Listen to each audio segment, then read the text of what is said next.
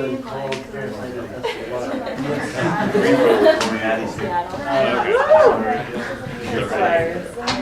Yes. Are you going to describe your study to your potential test subjects here? I think it might be a myth that like everyone's like take a cold shower because it like hot water opens up your pores, and I don't think that's true. So Aaron thinks I should do a study, you know, see if like some people take the cold showers, other people take the hot showers. So are you gonna try the hot shower? I'm not gonna do the polyjob this year, but Are you gonna randomly assign the condition? This I might be didn't an think control ethical group issue show. here. but do you think it would fix that? I don't think that's true. Alright.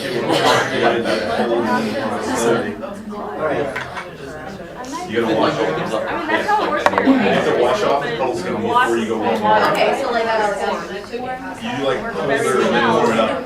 You're gonna be freezing anyway, so you cold water, rinse all the puddle skin off, and then you warm it up. Yeah. You just gotta get the scum off.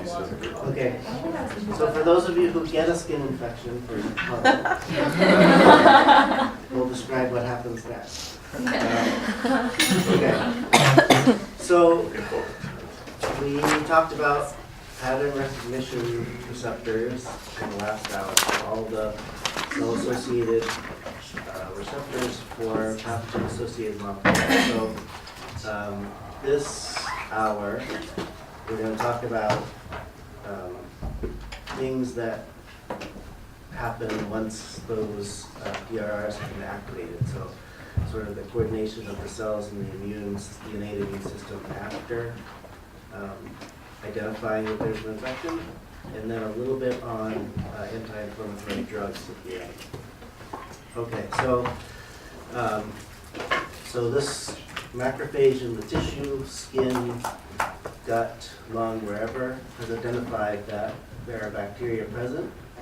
And so the first thing that happens as soon as the PRRs on the cell surface of the macrophage are activated, then chemokines and cytokines are released. So cytokines have effects locally on inflammation, we'll talk about it in a minute, and chemokines help recruit more inflammatory cells to the site of infection. Those inflammatory cytokines that are released make it easier for other inflammatory cells to arrive. So as we talked about last time, the endothelium responds by upregulating adhesion molecules, and it increases vascular leak, so there's swelling and recruitment of inflammatory other immune cells. And then chemokines help recruit other types of immune cells, not just cells of the innate immune system, to the local site of inflammation. So, as we talked about in the last hour, those tissue macrophages have many different pattern recognition receptors. So, the LPS receptor is TLR4. It has adhesion molecules. It has scavenger receptors, which we'll talk about more in a minute. It has receptors for sugars on pathogens, like mannose and glucan receptors. So all of those different receptors can identify different components of the bacterial surface, and if there's complement deposited on the bacteria, then it's even easier for it to identify. So then they release cytokines and lipid mediators and form phagocytomes. So that bacteria is taken inside the cell where it can be digested and killed. So rather than just showing you lists, I was going to show you some data. This is some data from my PhD thesis, actually. So I was studying alveolar macrophages. So this is a cartoon of an alveolar macrophage. So these are macrophages that actually live in the airspace on the surface of that mucus we were talking about earlier. And alveolar macrophages are interesting because they can take up almost any particle, anything you inhale, any dust, whatever, they can take it up. It's kind of amazing that they can tell that any non-self particle is non-self and can be taken up. And so one of the things I did during my PhD thesis was study the receptors by which that's done. So I use flow cytometry to do it. So I grew a lot of cells that are similar to alveolar macrophages by using monocytes. So I got human blood, purified the monocytes, differentiated using GM-CSF, which is a growth factor, to make what I call GM macrophages that are quite similar to alveolar macrophages. And then I used these inert latex beads to model inhaled particles. And they're green because they're fluorescent. Then I looked at the fluorescence intensity of the cells on a flow cytometer. So in the absence of any beads, there's almost no fluorescence. When exposed to the beads for 30 minutes, the fluorescence intensity goes up greatly. If they're exposed to an antibody that's not a non-specific antibody, there's no effect on the particle uptake. However, an antibody that blocks MARCO, which is a single scavenger receptor, there's about a 75% blockade of particle uptake. So that tells you that 75% of the particle uptake is being mediated by MARCO, the scavenger receptor. Similar, polyiacidic acid is a more general scavenger receptor blocker. You can see there's a slightly greater increase in the inhibition, but the vast majority of uptake of these particles.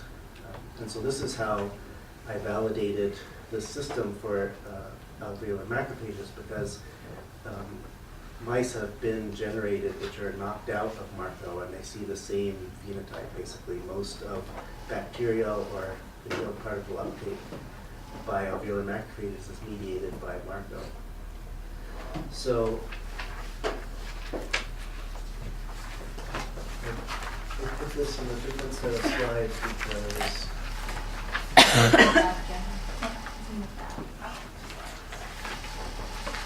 so now that I had established an in vitro culture system of macrophages that were similar to alveolar macrophages, I went to go on to study the effect of smoking. So chronic obstructive pulmonary disease is what happens to smokers. It results in activation of the epithelial cells and macrophages in the lung that undergo fibrotic changes, loss of airspace, and inflammation. And the result is that there's less air exchange in patients with COPD. They have loss of lung tissue, so there's less surface for gas exchange, and a chronic inflammation. And so what I was studying was what happens to alveolar macrophages on exposure to cigarette smoke. So why is there chronic inflammation in cigarette smokers, and why are they chronically infected? What's wrong? And so now I had a system to study particle uptake by alveolar macrophages. And so using those cells that I showed you in the last slide, we did what's called a high content screen. So it's actually quantification of particle uptake using microscopy. So the cells are plated on a slide.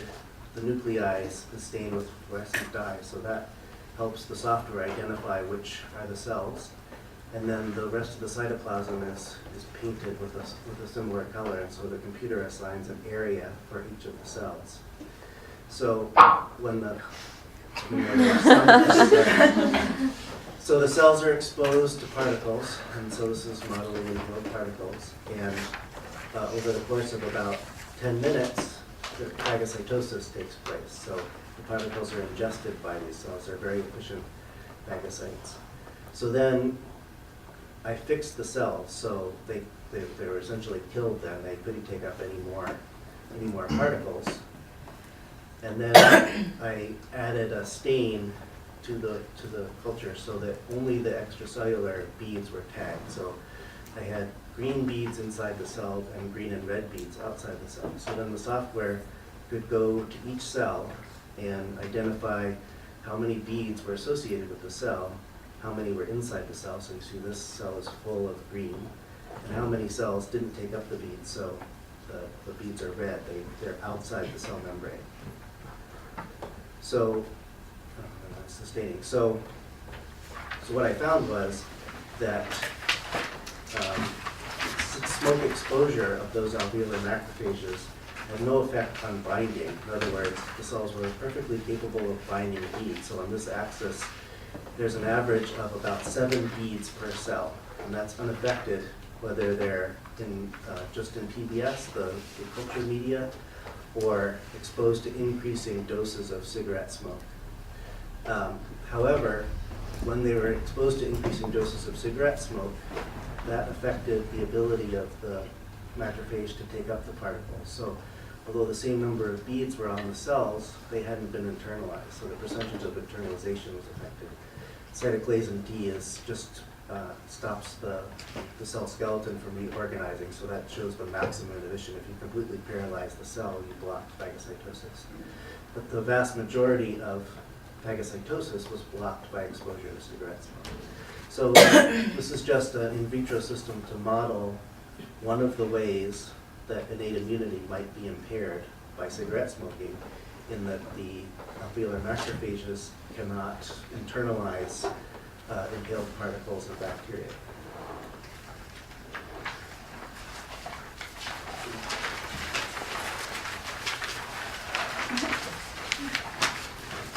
Any questions before we go on?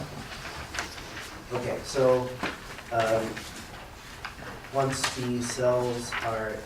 the bacteria are internalized by the macrophage, so the pattern recognition receptors have bound the bacteria. If they're TLRs, they've signaled and released inflammatory cytokines, and then scavenger receptors like Marco that we were just talking about facilitate the formation of a phagocyte. So there's basically an invagination of the cell membrane that encases the bacteria inside the cell, and then that phagosome fuses with a lysosome, and the lysosome contains enzymes, and it also has those endosomal TLRs on the membrane that we saw in the first lecture, TLR 3, 7, 8, and 9. So then that lysosome fuses with the phagosome, and so the digestive enzymes can go to work. And then there's an oxidative burst, and so there's inside that vesicle, there's a formation of reactive oxygen species that help kill, in addition to the enzymes, to kill those bacteria. And we saw at the end of class last time, if you're lacking any of these enzymes to undergo the oxidative burst, you can't clear the infection and you get chronic granulomatous disease. Okay, so just a little bit about the inflammatory cytokine production. This just gives us a little background when we talk about anti-inflammatory drugs later in this hour. So here again is that complex of TLR4 with MD2 and CD14 that responds to LPS. So when the LPS is sensed, there's signaling cascade mediated by MyD88 that leads to activation of a number of kinases. So kinases are enzymes that transfer phosphate groups. So basically, IRAP4 adds a phosphate to TRAF6, which adds a phosphate to a downstream kinases, an activated enzyme cascade, eventually resulting in the degradation of I-kappa B. So this is inhibitor of NF-kappa B. NF-kappa B is a transcription factor that when I-kappa B is removed, translocates to the nucleus and mediates the transcription of pro-inflammatory molecules, including inflammatory cytokines. So this is canonical inflammatory signaling from any of the TLRs to NF-kappa B through a number of kinases, resulting in degradation of I-kappa B and transcription of pro-inflammatory molecules. Now, there's lots of other signaling pathways, but this is the most common, best known, best studied, most studied inflammatory cascade, and this is one that anti-inflammatory drugs like steroids intervene in, so we'll talk about that later. So that's the model world. This is more the real world. in that all those different pathogen-associated molecules bind to the different TLRs, some of which have co-receptors like CD14. They all converge on ID88, but there's a lot of different signaling players, and they activate multiple transcription factors. So any given cell, any given inflammatory cell will have a different pattern of TLR expression and use slightly different signaling cascades, resulting in the specific production of inflammatory cytokines and chemokines. So different cell types respond by releasing different inflammatory cytokine and chemokines. What's important for our basic understanding of inflammation is that in macrophages in the tissue, they sense LPS amongst other bacterial components, and they activate NF-kappa B, and the important NF-kappa B mediated cytokines for local inflammation are TNF, IL-1, and IL-6. So here those are listed. So macrophage in the tissue senses pathogen-associated molecules, releases TNF, IL-1, and IL-6. TNF and IL-1 have local effects, like we've talked about a couple times with activation of the endothelium and effects on the local tissue, as does IL-1. Whereas IL-6 has systemic effects, so it's involved in acute phase protein release from the liver, which we'll talk about in a minute, as well as shock proteins and fever, then also mediated by NF-kappa B and also released by local macrophages or chemokines like CXCL8, which is chemotactic for neutrophils and other cell types, and IL-12, which is an activator of the adaptive immune system. Okay, so we've mostly focused on the local effects of inflammatory cytokines.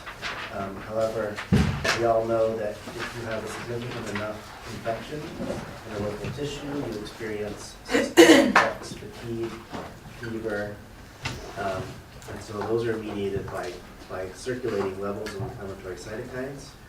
They have effect on the liver, so you release acute phase proteins.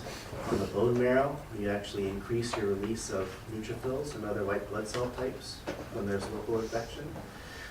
The hypothalamus, which is located in the region of your brain, so then you increase your body temperature, and you recruit, you have effects on metabolism to recruit energy from your stored fat tissues, as well as activating antigen-presenting cells to prime the adaptive immune system. Okay, so I mentioned acute phase proteins a few times. These are circulating proteins that are released from the liver, and so it's basically, they're proteins that were purified from people with systemic infections, they're named as acute phase proteins. They include some proteins like serum amyloid, which can bind bacteria, some proteins of the clotting system like fibrinogen, and some lectins. So these are the antigen-binding lectin starts the lectin pathway of complement activation, as well as surfactants, which have antimicrobial effects on mucosal surfaces. So basically, it's priming the entire soluble innate immune system for the fact that there's some sort of infection. Okay, so remember we talked about in the first lecture, a functional immune system keeps the infection local. So the whole goal is to not let infection spread to the circulation or to other tissues. And the reason is that the response to those inflammatory responses must be kept local. If there are high enough circulating levels of inflammatory cytokines, then there's vascular leak everywhere. There's activation of inflammatory cells everywhere. And so that's what happens in sepsis. You get you get bacteria into the circulation, you get release of inflammatory cytokines everywhere, you get vascular leak everywhere, you have a cardiovascular crisis, and death can result. Okay. So we're still focused on inflammatory cytokines and all the different things that they do. They're essential for upregulating adhesion molecules, selectins, integrins, and the Ig family members like ICAM. So the interaction between selectins and integrins is what gets inflammatory cells out of circulation. So you can see that, for example, P-selectin is upregulated on endothelium and platelets, so it helps platelets and endothelium interact. The ICAM is important, upregulated in activated endothelium to bind LFA1 on neutrophils. So basically, TNF upregulates ICAM on endothelium that can interact with LFA1 on neutrophils, so that's how you can get neutrophils, monocytes, and macrophages out of the circulation. Then there's other integrins that combine other ligands that are activated. Ivermectin is part of clots, C3b is complement. So these are all molecules that interact to help get inflammatory cells out of circulation. So this is the scheme. We saw a movie of this last time where leukocytes are going by and going through circulation at high speed when the endothelium is activated. The selectins are upregulated. They can interact with the integrins on the leukocytes. So the leukocytes marginalize, so they move out of fast circulation. They can roll down the endothelium. And then when enough of those integrins are engaged, the cell is activated so that it actually adheres and stops. And at that point, additional interactions between selectins and integrins occurs, and the cell actually digests its way through the basement membrane. Now we described this process last time, and this is resulting from the local production of inflammatory cytokines. But we didn't talk about what happens after the cell gets out. It knows that it's in a tissue that's inflamed because of the state of the endothelium, but then it needs to know where to go. And so chemokines are one of the ways that the cell knows where to go. Okay, so remember, I showed a movie last time of a neutrophil chasing a bacterium around in culture. And so chemotaxis basically describes that process by which immune cells move towards a gradient of a biological agent. So how does it know where it wants to go? There are multiple different chemotactic substances, in addition to those proteins called chemokines, which we'll talk about in a minute. Complement fragments are important chemotactic substances. So if you are having complement deposited on a bacterium in the tissue, C3a and C5a are being released, so that makes a gradient for those leukocytes to follow. Leukotrienes, we'll talk about in a minute, which are lipid inflammatory mediators, form gradients. Components of the pathogen itself are released. So these are all substances that white blood cells can follow up the concentration gradient to track down the pathogen itself. And so that's our one movie of the day.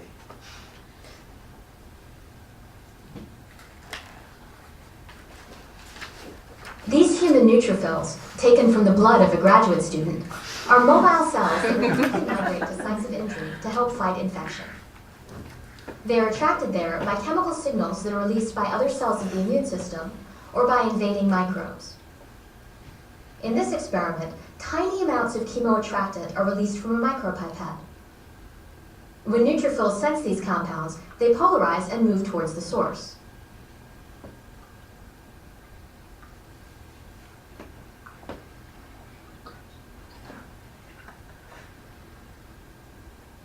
When the source of the chemoattractant is moved, the neutrophil immediately sends out a new protrusion, and its cell body reorients towards the new location.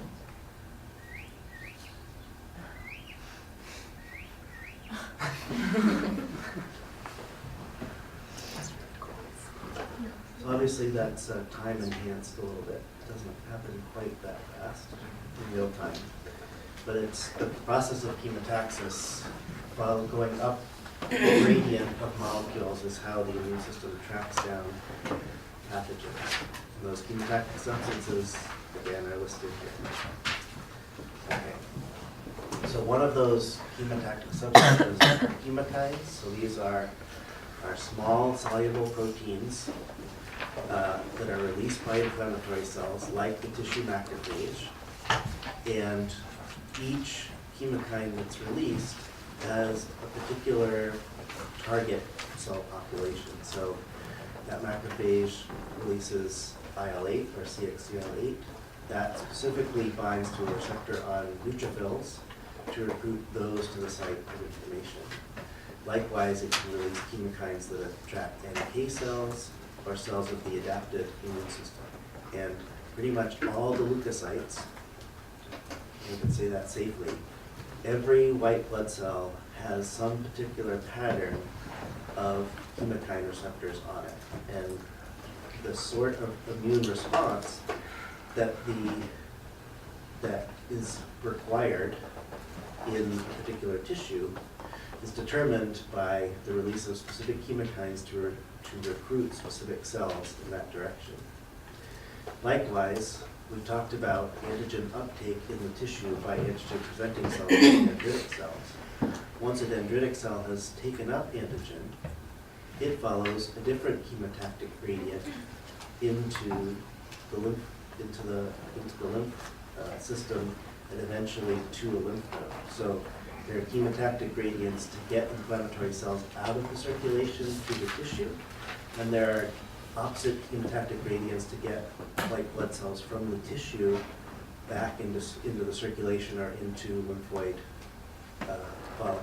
So there's a huge system of these small proteins and their receptors that is required to move all the white blood cells where they need to go. So this just gives you an idea of that complexity. The chemokine naming conventions are based on the number of cysteines that are in the sequence of the chemokine itself. So there are CC cysteines that have two pairs of cysteines. There are C chemokines that just have one pair of cysteines. And there are CXC cysteines that have another amino acid between the two cysteines. So they're all fairly similar in sequence, but they all bind a specific set of receptors. And unfortunately, there's not a one-to-one pairing between a chemokine and its receptor. The same chemokine can bind multiple receptors, and some receptors can bind multiple chemokines. And the different cells express a different pattern of chemokines. So obviously there was huge evolutionary pressure to be able to very specifically move cells of the immune system to a specific place and get them back. So again, don't memorize this, just the important points are to realize that there's a lot of chemokines. They're redundant, and some of them are redundant.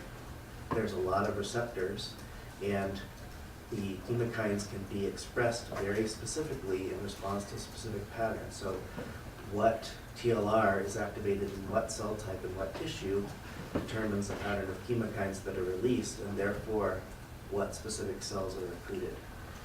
And likewise, the immune system, once a pathogen has been identified, uses chemokines to move the white blood cells in the other direction to get them back into the lymphoid tissues. Does that make sense? Okay, so this is just another way of looking at it, showing that individual receptors can bind multiple chemokines, and then chemokines like CCL5 can bind multiple receptors. So there's promiscuity in both directions.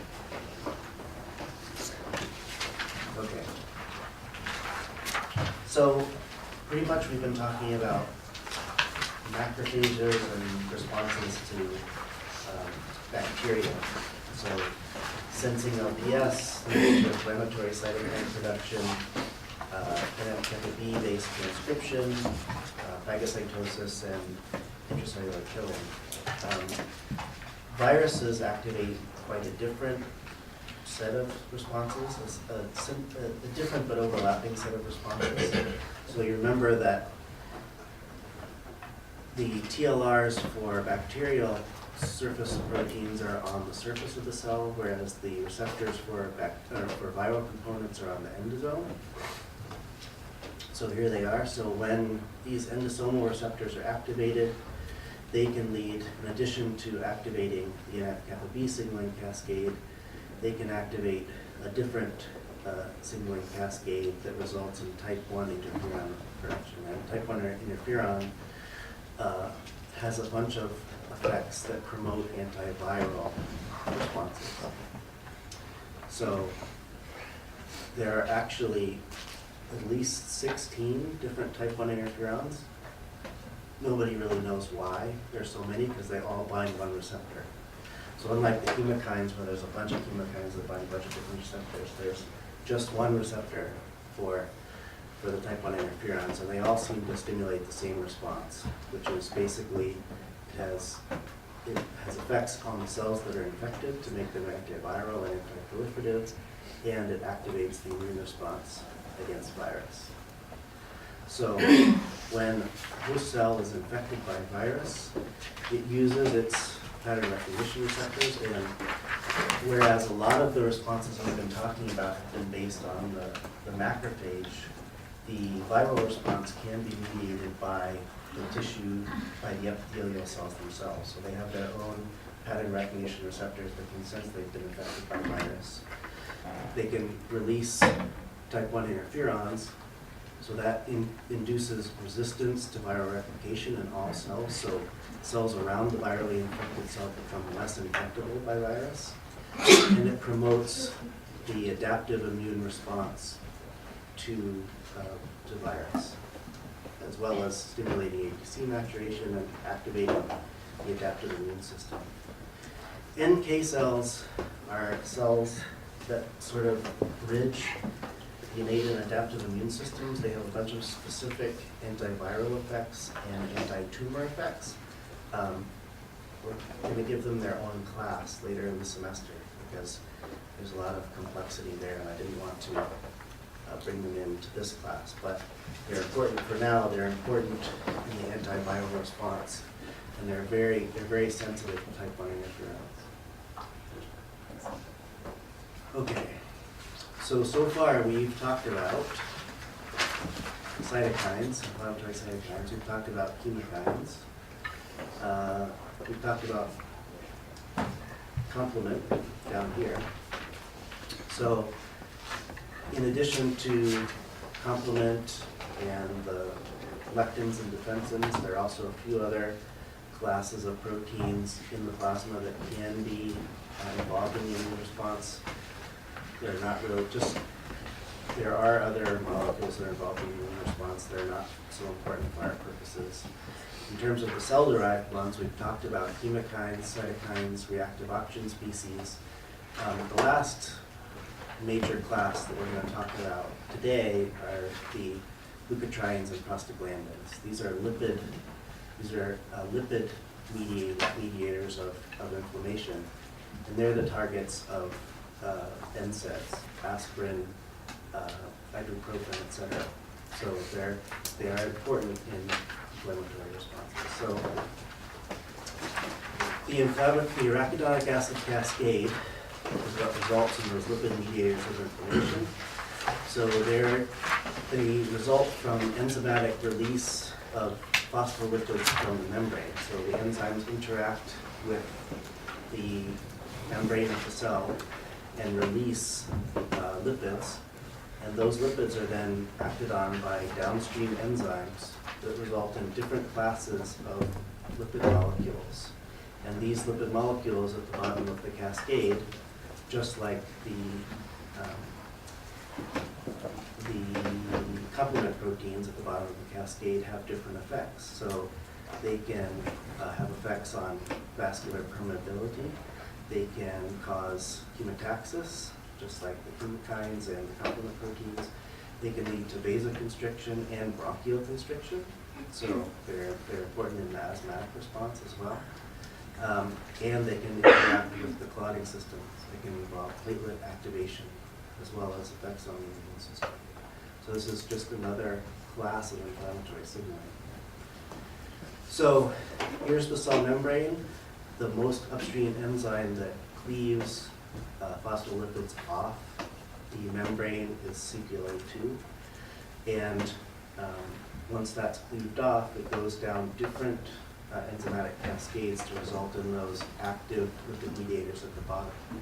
So different drugs interact or block different enzymes in the cascade. So ibuprofen blocks COX-1 and COX-2, which we'll talk about in a minute. Celecoxib is a specific COX-2 inhibitor. Cyluton blocks the 5-HALO pathway. There's also an inhibitor of the leukotriene receptors called montelukast, which is approved for asthma patients as well. So although it doesn't get a lot of coverage in immunology, most of the over-the-counter and some prescribed drugs we take for inflammatory processes interact with the arachidonic acid cascade.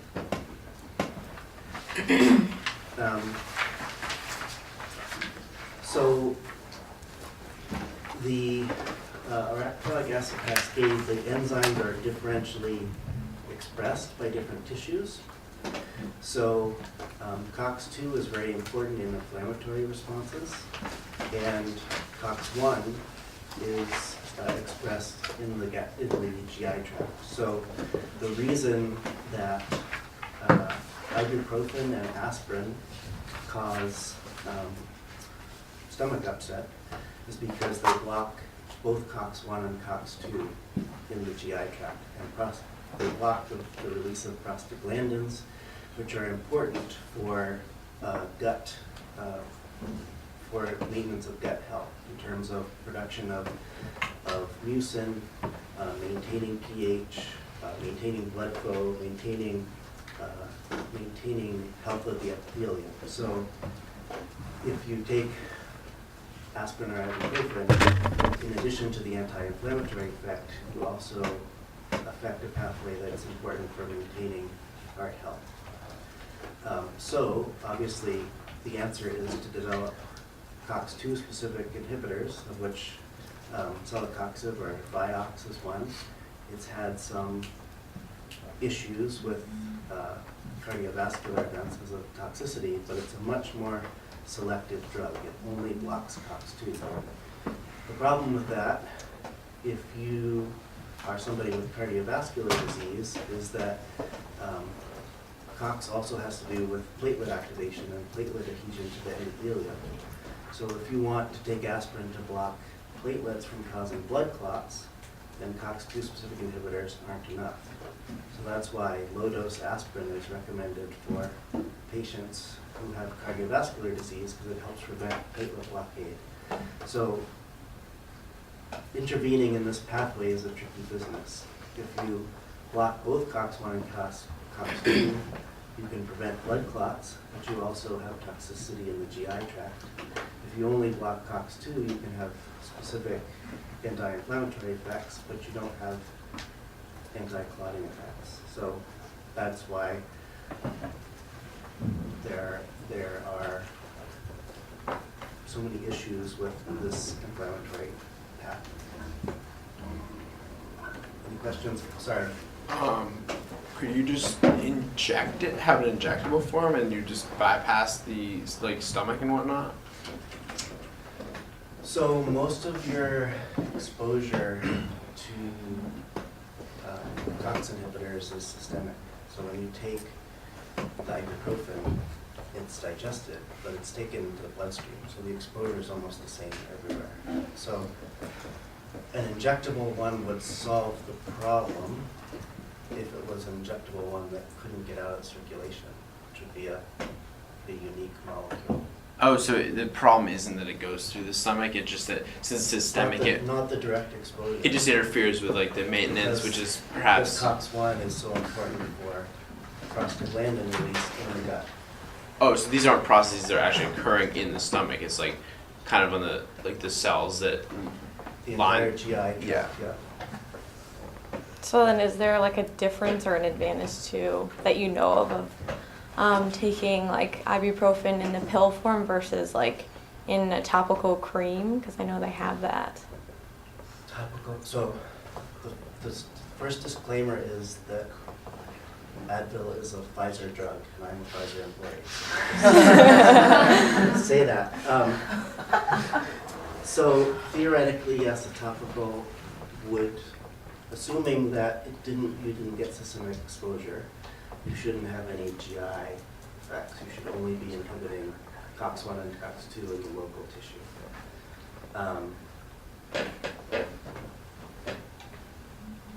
I wasn't up to date that there were topical forms. I guess Yeah. the Well, I problem- had like a chronic ankle problem. That's what they gave me, a topical cream, because my dad's a doctor, and he was Okay. like, you can't be taking that every day. Right, You're gonna get an ulcer. exactly, yeah. So it's very, so that's the balance. I mean, the COX-2 inhibitors, Vioxx and I can't remember what the other one's called.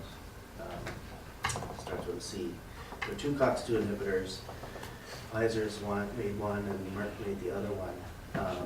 They had rare but dramatic cardiovascular deaths that they've not ever been able to explain. So they were taken off, and they didn't occur in clinical trials. It occurred after they were approved and being taken by quite a large number of people.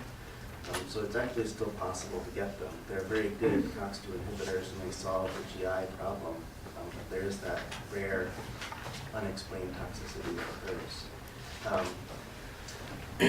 Aspirin's interesting because it blocks both COX-1 and COX-2, but you can take it at very low doses. The dose that's required to cause an effect on your gut is much higher than what's required to block platelet adhesion. So you can take baby aspirin and have that anti-clotting effect without having an effect on the gut, although it's not enough to be anti-inflammatory. There still is no perfect anti-inflammatory. Okay, home stretch. Steroids. So another important class of anti-inflammatory is steroids. So what we take, the anti-inflammatory glucocorticoids are now synthetic, but they take advantage of physiological process. So endogenous steroids essentially results in the production of cortisol. So, and the system is regulated from the brain through your circadian rhythm, through the hypothalamus, and stressors like low blood sugar, low blood pressure, surgery, fever, injury, all are stressors that affect the hypothalamus and affect the release of CRH, or cortisol releasing hormone, on the pituitary, which releases ACTH, which activates the adrenals to make cortisol. And so cortisol has broad physiological effects we'll talk about in a minute, but this is basically a systemic tone of your inflammatory system is regulated by cortisol. So again, another complicated system of enzymes. And so I think the recurrent theme for today is that these physiological processes that regulate inflammation are incredibly powerful and need to be highly regulated. And high regulation results in very complicated pathways so that there can be multiple steps to turn off and turn on the process and regulate it. So, of course, it couldn't be simple that just cortisol was the result, but there are actually a number of different steroids that result from the cascade. There are the androgens that have to do with regulating the sex determination, so differentiation of the genitalia, the glucocorticoids, which affect metabolism and inflammation, and the mineralocorticoids that have to do with regulation of ion levels like calcium. So we'll focus, I was just pointing this out that there are different classes.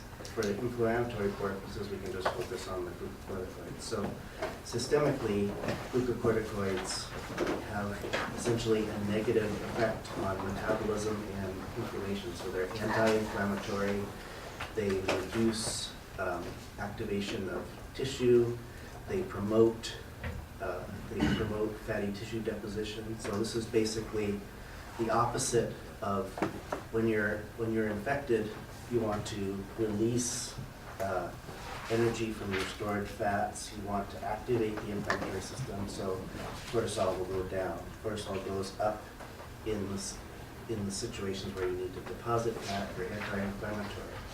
So the level of circulating cortisol goes up and down throughout the day and is affected by stress, starvation, and infection. And it, again, affects the tone of the inflammatory system. So basically, pharmaceutical companies have taken advantage of this natural anti-inflammatory system. This is a list of all the currently approved synthetic steroids. So they're very broadly used anti-inflammatories. Probably a lot of you here have taken an inhaled steroid when you have bronchitis, or systemic steroid acute infection. So we'll just talk briefly about how steroids work and reach their target tissue. So again, this is an endogenous process that regulates metabolism and the tone of the inflammation system. So steroids have two effects on tissues, and those are both transcriptional. Steroids are very lipid soluble, so they go right through the cell membrane to interact with their receptor, which is in the cytoplasm. And when glucocorticoid binds its receptor, so whether it's an endogenous glucocorticoid or a synthetic one, it promotes transcription of anti-inflammatory genes. So direct transcriptional effect, release of anti-inflammatory genes.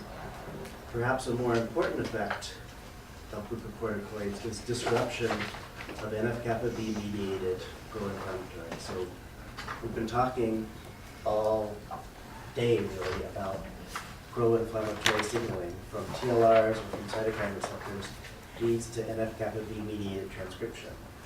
And glucocorticoids that bind the glucocorticoid receptor have a negative impact on NF-kappa B mediated transcription. So they directly block NF-kappa B mediated transcription.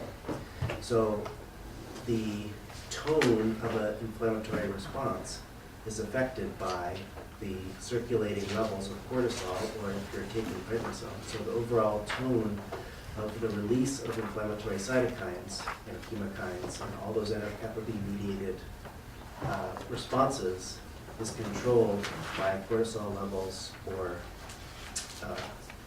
synthetic steroids. Any questions about this?